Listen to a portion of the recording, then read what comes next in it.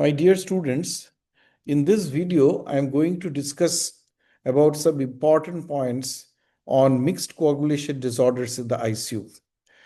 Now, mixed coagulation disorder in the ICU is more a rule than an exception because all the classical findings of bleeding and coagulation isolatedly are not seen many times in the ICU. And therefore, this patient's the diagnostic workup becomes very important and crucial, without which we cannot guide into the proper treatment and care. So let us start with this case. A 55-year-old male presents with septic shock because of urosepsis, and patient is on norepinephrine, intubated, ventilated. Patient is started on low molecular weight heparin prophylaxis. The test values shows platelet counts of 1.65, INR of 1.4. APTT is mildly elevated. Fibrinogen is 480. D-dimer is very high. Now, look into this, but on the day 3, the patient encounters new problems like oozing from the central line. The nasogastric aspirate is blood tinged. The CRRT started, the filter clots twice in 24 hours. The urine output starts falling. And again, the platelets have a falling trend from 165 to 68. 8,000 INR is 1.4 goes up to 2.4. APTT was mildly elevated, it is prolonged. Fibrinogen from 480 comes down to 160. D-dimer was very high, but it is now extremely high. So all this points out to the fact that things are not that is, they're not moving in this direction. Now, what do we mean by mixed coagulation disorder? If we just look into this scenario, a mixed coagulation disorder is a state where opposing hemostatic abnormalities coexist at the same time in the same patient.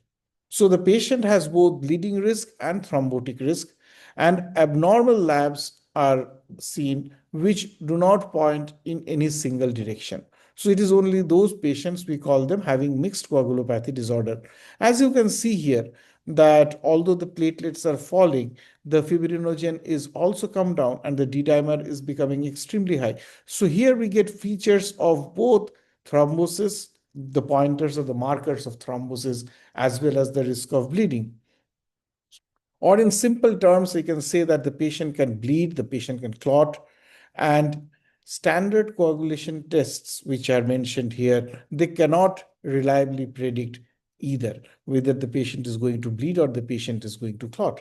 So this is mixed coagulation disorder is not a single disease. It's a dynamic phenotype which is driven by the critical illness. So it can occur in different types of patients with different pathophysiological conditions. If the phenotype, which is driven by the critical illness, takes them to the state that they can both bleed and they can also clot. So while DIC, or the disseminated intravascular coagulopathy, is the prototype, this mixed coagulation can also be because of various other conditions, like, for example, sepsis without overt DIC. Why it is mixed? Because it is hypercoagulable early stage and bleeding occurs in the later stage. Acute liver failure, because there is loss of both procoagulants and the anticoagulants. So patient can both bleed as well as patient can develop thrombotic complications. Trauma, there is consumption of the platelets and the factors, and there is hyperfibrinolysis. So same, it can lead to both bleeding and thrombosis. ECMO or CRRT, circuit clotting plus patient bleeding, both can go simultaneously. COVID, as we know that there was a reason for immune thrombosis as well as there was bleeding risk. So all of these conditions can be a mix of both bleeding and thrombosis, and that is why it is so common and frequently seen in the ICUs. Now, the ICU patients are particularly vulnerable for 3 reasons, because all the 3 arms of hemostasis are hit at the same time. So the question is, what are those 3 arms of hemostasis? The first arm are the coagulation factors. So ICU-specific insults will lead consumption, which occurs in sepsis, in DIC, in trauma. So this leads to the fall in the coagulation factors. Dilution because of fluids, because of massive transfusion. So that also causes a diminution of the coagulation factors. Reduced synthesis because of liver dysfunction, loss through the circuits, the CRRT circuit, the ECMO circuit, etc. So all of these leads to prolonged PT, INR, and there is an apparent bleeding tendency. The next arm are the platelets. So simultaneously problem is that there is fall in the platelet count because of consumption and dilution, immune mediated destruction, a functional decline of the platelets because of uremia, acidosis, hypothermia, drug induced. So these are also important causes where the platelet, even if their counts are normal, the function may be low. The increased activation because of inflammatory cytokines and endothelial injury. So fewer platelets, but the ones left are hyperactive and prothrombotic. So all of this increases the thrombotic risk of the patient. And the third arm of hemostasis is the endothelium. The endothelium shifts from anticoagulant to procoagulant state because of increase in the tissue factor, increased von Willebrand factor, reduced thrombomodulin, and reduced protein C activation. So therefore, they drive microvascular thrombosis and organ failure, although it seems that this is bleeding. So these are the reasons why ICU patients are vulnerable, and therefore we need to be extra cautious when we monitor our patients. In addition to this, in the ICU, the patients can have sepsis. Independently of its influence, it can influence and cause these changes. Massive transfusion, CRRT or ECMO, liver failure, trauma, burns, drugs such as heparin, antibiotics, and antiplatelets. So these are, they follow different pathways, but all of these pathways ultimately terminates through vasoconstriction, vascular permeability, adhesion molecule increase, and finally they give rise to fibrinolysis suppression or microthrombus formation or this bleeding. So therefore, this although this looks a bit complex, but it is actually very simple. If you can just go through it at your leisure, you can find how each of these schematic diagram gets linked with the other. The next question that arises is, what are the common ICU phenotypes of this mixed coagulopathy, if mixed coagulopathy is so common? So the first common coagulopathy, which is mixed common coagulopathy, is also DIC or sepsis-associated coagulopathy, which is the more recent term which is used, where in the early phase, the patient presents in an hypercoagulable state, which is characterized by an increased fibrinogen, mild increase in the prothrombin time. Platelets may be normal, but because of microvascular thrombosis, there can be organ failure. If you look into the pathophysiological basis, both bacterial endotoxin, cytokine activation, and inflammatory cells activation can cause endothelial cell dysfunction, platelet activation, and coagulation activation. And finally, when there is endothelial cell dysfunction, there is inhibition of fibrinolysis. When there is platelet activation, there is platelet aggregation leading to microvascular thrombosis, which finally may culminate into multi-organ failure, and coagulation activation, again giving rise to fibrin formation, which can cause consumption of platelets and coagulofactors, leading to bleeding. Now, this fibrin formation can also lead to microvascular thrombosis, and inhibition of fibrinolysis due to endothelial cell dysfunction can also lead to microvascular thrombosis. And that is why multi-organ failure is very common in such patients. In the late phase, however, there is consumptive or bleeding tendency because of fall in the platelets, fall in fibrinogen, and raised PT and APTT, and increased D dimer. Now, next common phenotype where we get such a thing is the acute liver failure with sepsis. What is the pathophysiology? Pathophysiology is because of the liver disease, there are failure, there is a decrease in the procoagulant factors and decrease in the anticoagulant proteins, including protein C, protein S, and AT3. There is an increase in the von Willebrand factor and platelet dysfunction, but preserved thrombin generation is also present in such patients. So because of these changes, there is rebalanced hemostasis where both bleeding and portal vein thrombosis are at high risk. So if you look into this schematic diagram, we can see that in liver failure, in addition, there will be decreased lactate clearance because the site of affection is the liver, the peripheral vasodilatation, which is nitric oxide mediated, and also the results which can result in hypotension. Cardiovascular system, there is neurohemorrhage mediated variable response to fluids, including risk of anasarca. Related adrenal dysfunction like diagnostic challenge or potential benefit from a combination of hydrocortisone and fludrocortisone, they can also be present in patients with acute liver failure. So when we decide upon the hemostasis, we have to take into consideration each of these factors, which may have a direct or indirect influence on any one or more of the factors responsible for procoagulation or anticoagulation. Now, the third phenotype is massive transfusion or trauma-induced coagulopathy, where the mechanism includes dilutional coagulopathy, hypofibrinogenemia, platelet dysfunction, hyperfibrinolysis, and endothelial injury. Each of these can exist, or more than one can also exist in a patient. So it is important to distinguish them. The labs may show prolonged PT, low fibrinogen, high D dimer, but TEG shows hyperfibrinolysis or paradoxical clot strength. So if you look into the different the features, we can see that a rapid TEG, if it is available, can indicate can indicate the therapy of choice.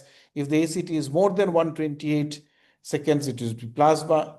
If the kappa angle is less than 65 degree, cryo. If the maximum amplitude is less than 55 mm, platelets.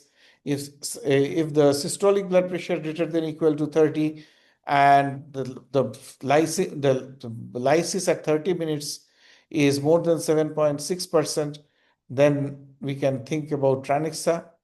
And if the SBP is less than 90 millimeter of mercury with the lysine 30 is more than 3%, then also the patient needs Tranexa. So this process of assessment or reassessment following massive transfusion, particularly trauma-induced coagulopathy, is necessary to detect the changes that are happening. Now, one more condition is DIC plus anticoagulation exposure. So in DIC, bleeding is the consequence of uncontrolled thrombosis. It is not the opposite, what we think normally, but it is not so. That thrombosis does not lead to, is not, cannot lead to the consequences as of a bleeding. And anticoagulation exposes bleeding, but it may be essential to stop the disease process. Now, common ICU scenarios where we use DIC plus anticoagulation is like septic patient on low molecular weight prophylaxis. Suppose this patient develop DIC, the bleeds, the anticoagulation is stopped, and the patient then develops pulmonary embolism or circuit clotting. So why stopping anticoagulation reflexly is dangerous? This is because this patient's thrombin generation continues unchecked. The microthrombi worsen. And because of this obstruction, there is organ failure. And as a result, there is high risk of pulmonary embolism, DVT, limb ischemia, then CRRT or ECMO circuit loss, etc. So it should be remembered that it is not a routine, but we cannot contraindicate DIC and anticoagulation either all the time. One more phenotype may be renal failure plus uremic platelet dysfunction. In these patients also, we get a normal PTINR, normal platelet count, and the bleeding from the lines and mucosa are usually present, and concurrent increased thrombotic risk can occur from inflammations, catheters, etc.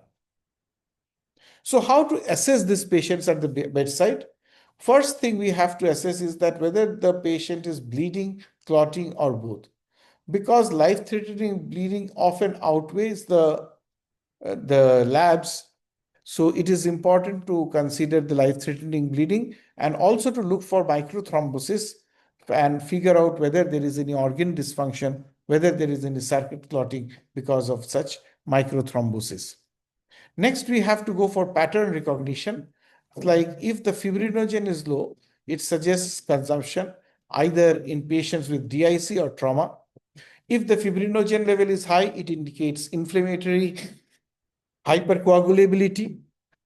If the finding is an isolated raised INR, here it suggests liver disease or dilution.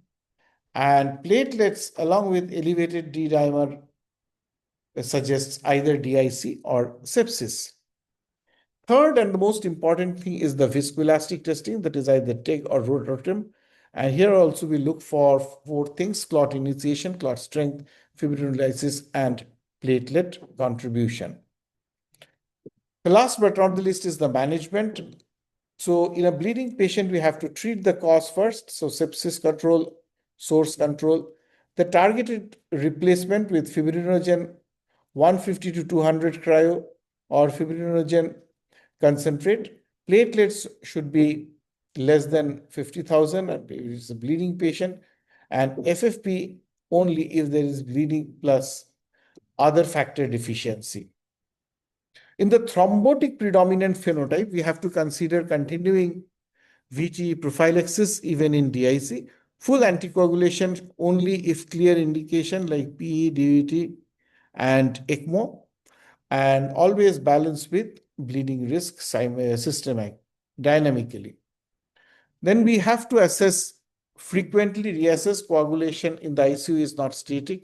So we have to continuously keep on reassessing. And today's bleeder may be tomorrow's clotted filter. So this quote also we have to remember. So my final take-home message on this account would be mixed coagulation disorder is a dynamic state of dysregulated hemostasis in critical illness. Procoagulant and anticoagulant forces are simultaneously activated, resulting in concurrent bleeding and thrombotic risk. Conventional coagulation tests failing to reflect true in vitro hemostatic balance. Fibrinogen is the most under-recognized culprit. DIC, the common prototype, is primarily a thrombotic disease with bleeding sequelae. TEG or ROTEB is superior to conventional labs in complex cases. And the most important thing to remember is that we always treat patients, not numbers. So whatever number might be projected as the platelet count or the INR, we need to judge them with caution and actually try to find out whether the therapy is most appropriate for them or not. Thank you.